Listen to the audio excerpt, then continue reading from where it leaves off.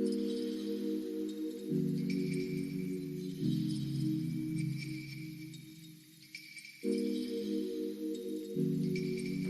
वालेकुम everyone, welcome back to creative food. मैं हूं आप सबकी रुख्स। ईद स्पेशल में हम बना रहे हैं शीर खुरमा। बहुत ही इजी सा शीर खुरमा है। इसके लिए हमने लिया है 1 किलो दूध। मैंने फ्रेश मिल्क लिया है, आप कोई सा भी ले सकते हैं।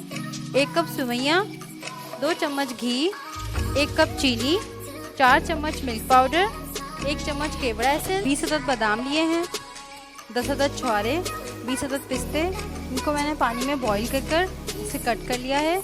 1 चम्मच इलायची पाउडर। यहाँ मैंने बादाम लिए हैं गार्निशिंग के लिए। तो बनाते हैं अपना शीर खुरमा। पैन यहाँ पे हमारा हो गया है गरम। हम अपना घी डालेंगे।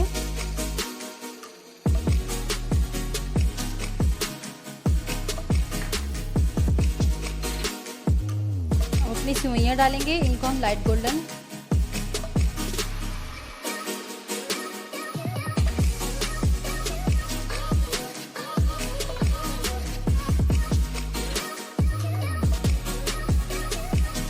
हमारी सेवइयाँ हो चुकी हैं लाइट गोल्डन सी। अब हम इनको निकाल लें।